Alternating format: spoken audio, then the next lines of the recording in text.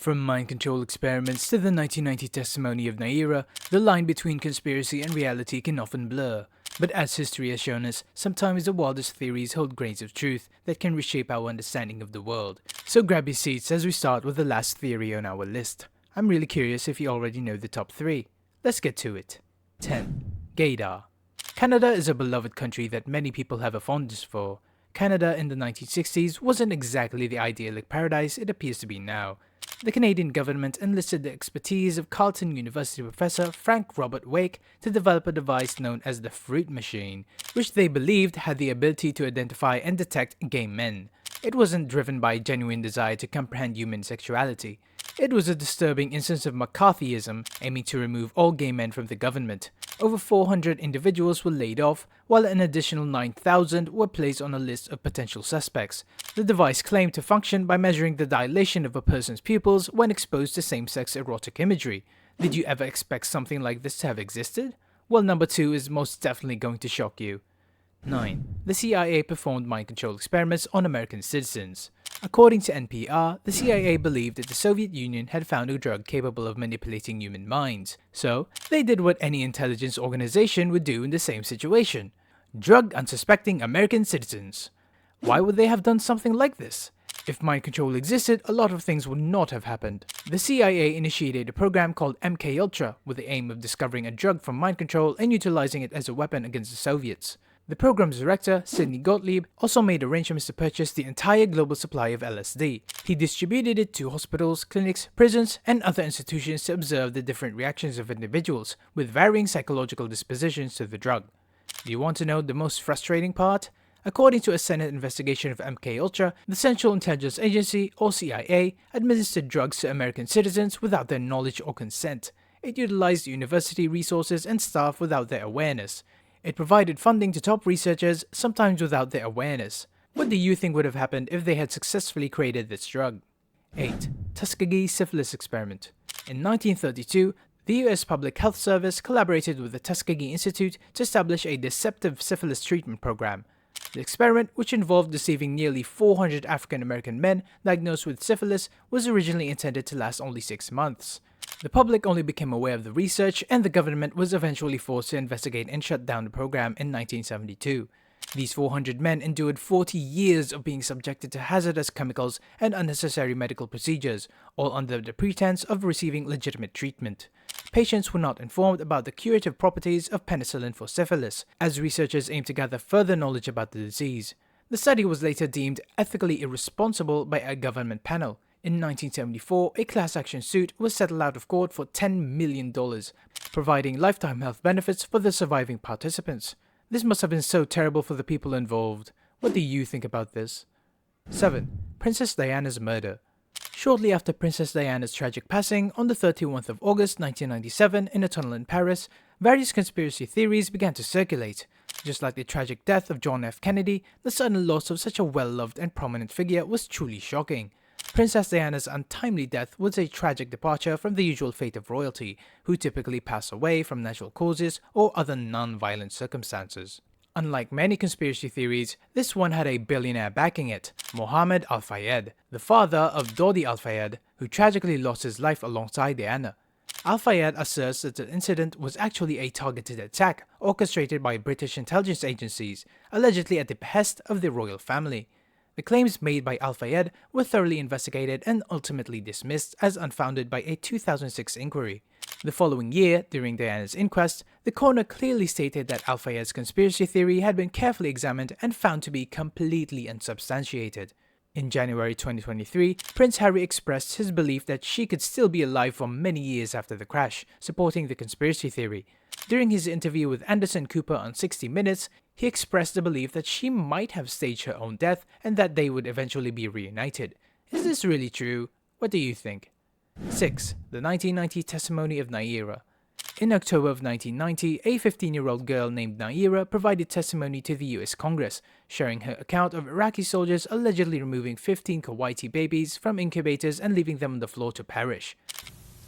While I was there, I saw the Iraqi soldiers come into the hospital with guns. They took the babies out of the incubators, took the incubators and left the children to die on the cold floor. horrifying. I could not help but think of my nephew, who, if born premature, might have died that day as well. This testimony was broadcast on approximately 700 television stations across the United States. President George Bush Sr. reiterated the story multiple times in the subsequent weeks in an effort to influence public sentiment in favor of the Gulf War. It's worth noting that the events described by Nayirah were entirely false. The CIA asked for Nayirah to receive acting lessons prior to her testimony. It was later found out that Nayirah was the daughter of the Kuwaiti ambassador to the US, who collaborated with the Kuwaiti government to encourage US participation in the Gulf War.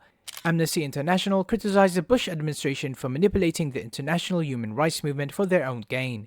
What do you think about this particular conspiracy theory? 5. COVID treatments cause COVID deaths.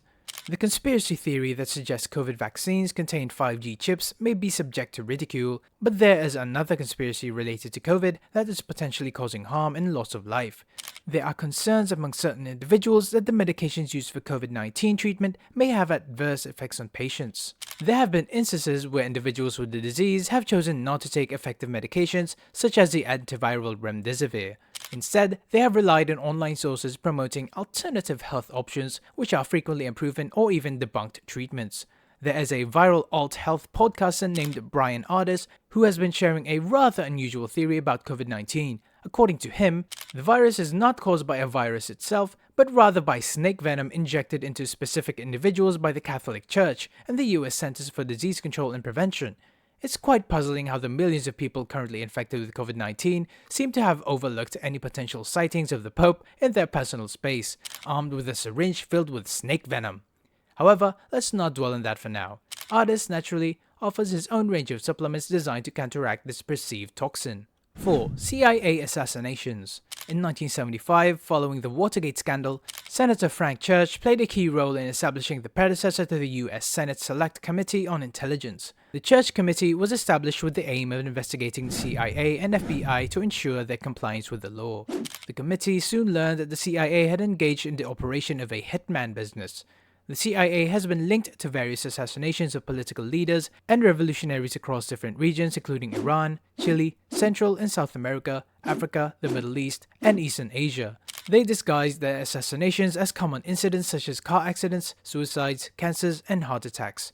They would resort to using real bullets when that declassified heart attack gun wasn't needed.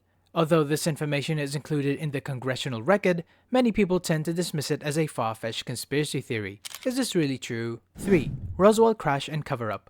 It's widely accepted by both skeptics and believers that an unidentified object crashed on a remote ranch near Roswell, New Mexico in 1947. The government initially made a claim about it being a saucer, but later retracted that statement and stated that it was actually a weather balloon. However, the most compelling evidence indicates that it was not a flying saucer or a weather balloon, but rather a classified military balloon known as Project Mogul. It seems that the descriptions of the wreckage provided by the initial eyewitnesses closely resemble the photos of the Project Mogul balloons. The similarities include the silvery appearance and the presence of peculiar symbols on its side. The stories regarding the crashed alien bodies only emerged many years after the incident, and it wasn't until 3 decades later, with the publication of a book on the subject, that anyone began to view the Roswell crash as something extraterrestrial or out of the ordinary. There was indeed a cover-up, but it didn't conceal a crashed saucer. Instead, it concealed a spying program from the Cold War era. 2. The business plot, fascism in America. In 1933, Senator Prescott Bush attempted to overthrow President Franklin D. Roosevelt and establish a different form of government in the United States. The plot involved prominent figures from Chase Bank, Goodyear, Standard Oil, GM, and the DuPont family. Marine Corps Major General Smedley Butler was approached to take charge of the coup. It seems like nobody bothered to do a background check before they approached him. Smedley Butler, a strong advocate for FDR, collected evidence of the conspiracy and shared it with a congressional committee. Those involved in the plot vehemently denied any participation, and no legal charges were ever brought forward. The committee acknowledged Butler's allegations but was content with preventing the conspiracy from ever taking place. Those who supported the business plot had financial connections with Nazi Germany until the United States joined World War II. How true is this? 1. Bohemian Grove, the rich, the powerful, and the giant stone owl. The Bohemian Grove in Montreal, California has long intrigued conspiracy theories with its enigmatic nature.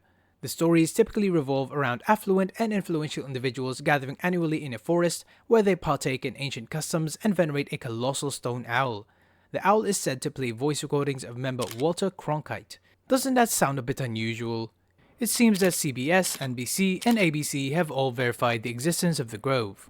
The Bahamian Club was established in 1872 and soon garnered interest and financial support from affluent entrepreneurs. In 1942, the Grove was the site of a meeting that played a significant role in the development of the atomic bomb. Although it is true that influential individuals gather here to partake in peculiar rituals before a colossal owl, the primary purpose of this place is for powerful men to engage in boisterous and immature behavior, akin to that of college fraternity members. Have any conspiracies you want us to investigate next? Share them in the comments below. Thanks for joining us today. If you found this exploration of truth fascinating, don't forget to hit that like button and subscribe for more mind-blowing content.